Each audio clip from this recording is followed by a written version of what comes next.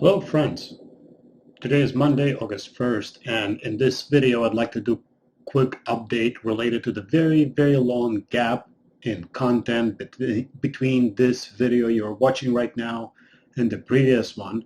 I will also do a quick report on the tensions between Kosovo and Serbia, Pelosi's trip to Asia, a story which will show how sanctions are circumvented by enterprising businesses, and an all too human story of relationships between tourists and locals coming out of Turkey. But before I go on, please like this video and subscribe to my channel. Doing so will help it grow and amplify my voice in the debate about the future of the human race. So there's a weeks-long gap in the videos I have been recording. In fact, this video you're watching right now is the first one I recorded in nearly a month. I have two excuses for you. One is that much earlier in July, I was going through something like a creative block, and excuse number two is that I've been sick. I got sick with an interesting illness, which I didn't test, by the way, in order to find out if it was the thing that everyone is getting or has been getting. And all I really want to say about it that it was not an easy illness to get through. I felt very uncomfortable for about 10 days. I had a fever for a day or two. I had muscle aches. I had a headache. I felt weak. But with a little bit of help from vitamin C and zinc and ibuprofen, I got through it just fine. In actually important news, of course, the most interesting developments in geopolitics are the two stories which took place over the weekend. One was the escalation of tension between Kosovo and Serbia, which nearly came to a shooting war. The other is, of course, the ugly provocation by Nancy Pelosi. I'm talking about her trip to Asia and the news which came out, I believe, last Monday, that she intended to stop in Taipei, the capital of Taiwan. This was first reported by the Financial Times.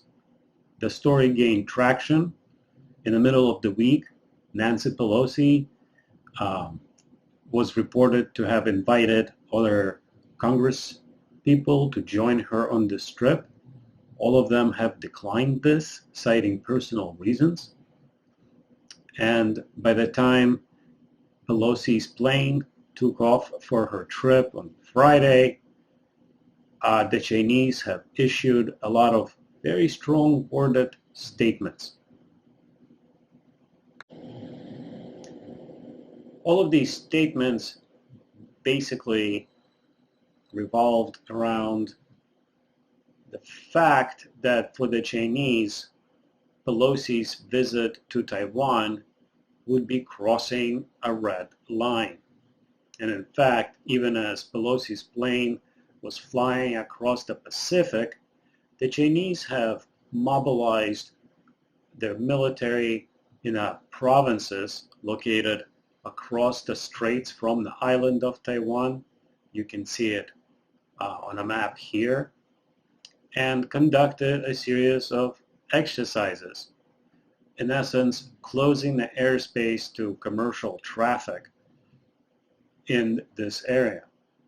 One of the strongest statements from the Chinese officials to come out of this was the idea that if Nancy Pelosi's plane breached the airspace, that her escort would be dispelled, which I thought was a funny thing to hear, and this resulted in some pretty funny memes circulating on Twitter, one of which you can see right here. As you can see, here is Nancy Pelosi pictured in her favorite mode of transportation, flying over the Taiwan. But all jokes aside, America is attempting some sort of boundary testing with this whole Pelosi business. And I think U.S. will get exactly what it wants out of this, a little bit of chaos. U.S. foreign policy at this point can be described by a quote from a character in a Game of Thrones series, Littlefinger, who says that chaos is not a pit, it is a ladder, and only the ladder is real, and the climb is all there is. If you don't know, in a story of Westeros, Littlefinger is a master manipulator, a ruthless politician who exploits strife and uncertainty to gain power and influence.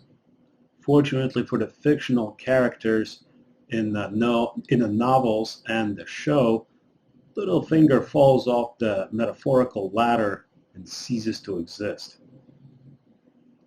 Something to consider here.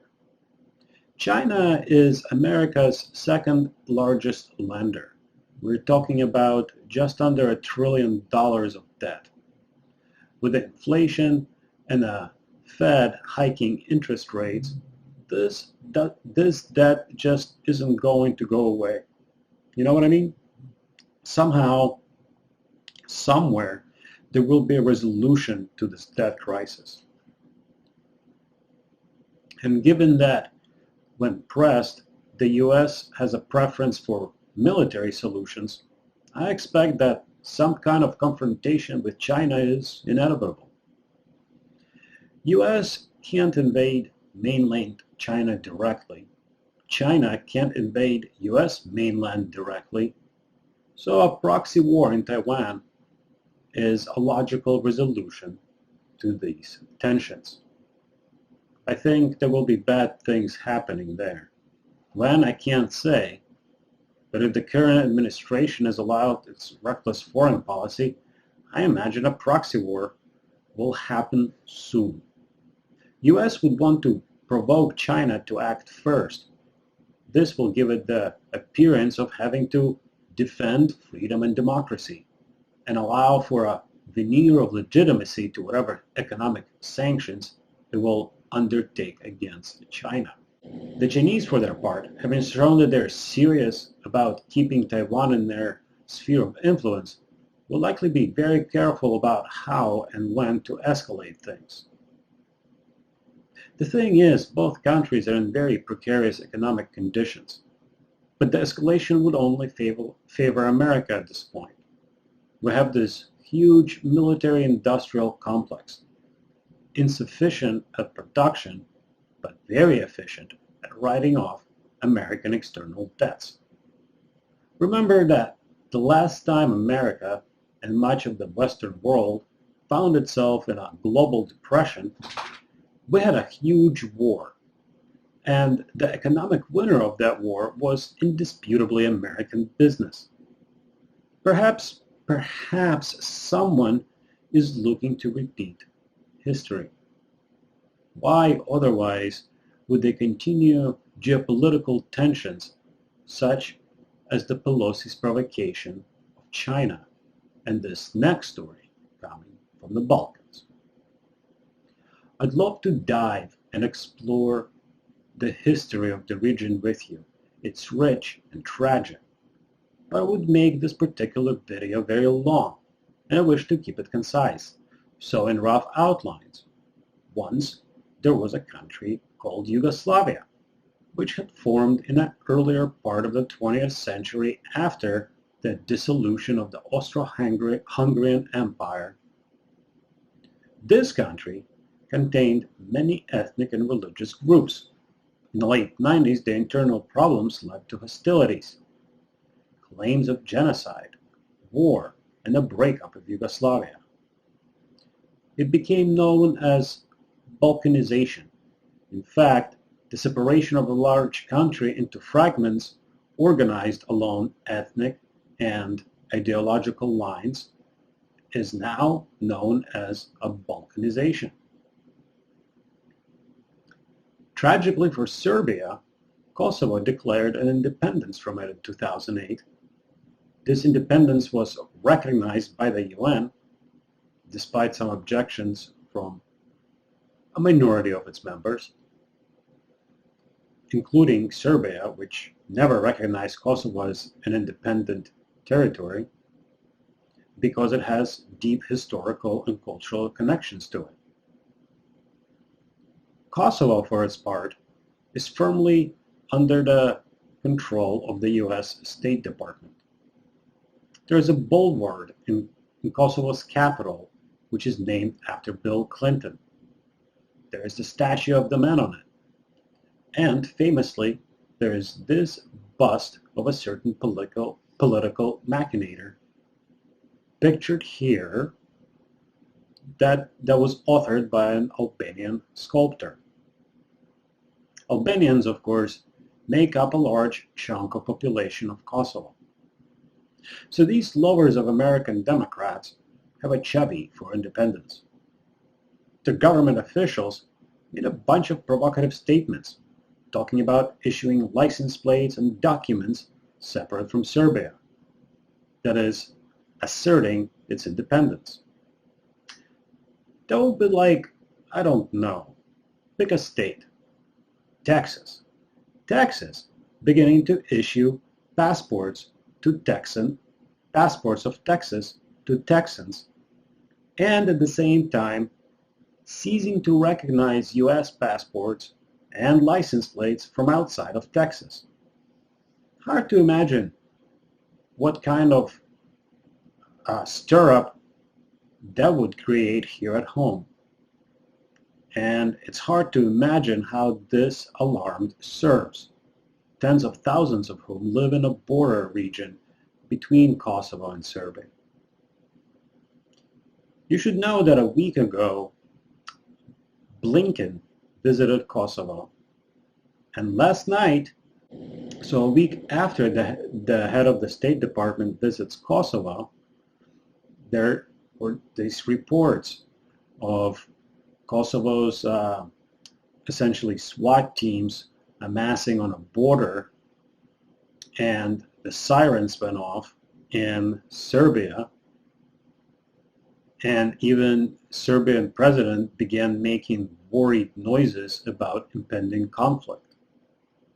Fortunately, U.S. State Department pulled on its strings, and the Kosovars backed off. They tentatively froze the proposed changes to the laws for a month. Is U.S.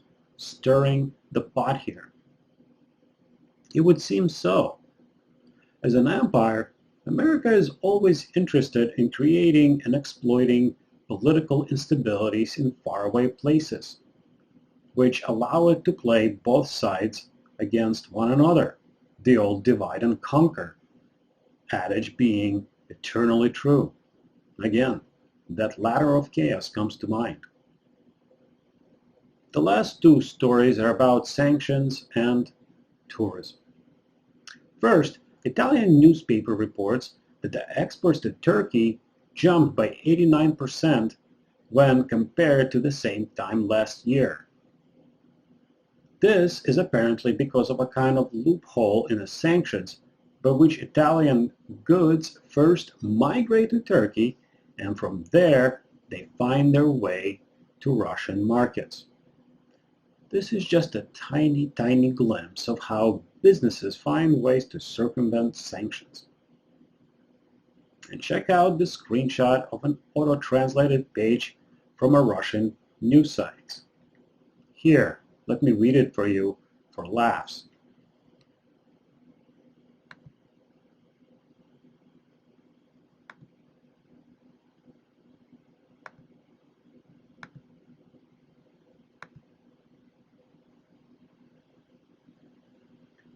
A mass hunt for Russian tourists on Google has begun in Turkey. According to Turprom, in Turkish Google, the request, how to rent a Russian tourist appeared in the first place. This indicates an abundance of such requests from Turkish pick-uppers eager to remove a tourist from Russia. I thought this word salad auto-generated by a Google Translate is hilarious, but it belies an interesting story. This is what the story is about. In Turkey, which has seen a jump in a number of Russian tourists this year, a local paper reported that the search for how to pick up Russian women has been trending on Google, to the point that if one were to type in certain keywords, the autocomplete feature would suggest a word which, when roughly translated, means to pick up.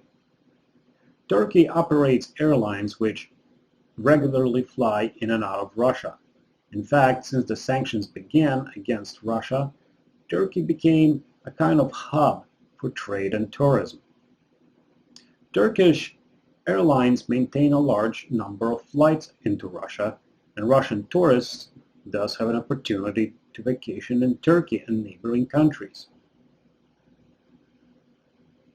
As you know, Russian women have a sort of reputation for their exceedingly appealing physical appearance, and Turkish men have a sort of reputation for being sexually aggressive. Make of it what you will. I found it fascinating and strange, but only too human of a story which highlights kind of a strange side effect of geopolitics.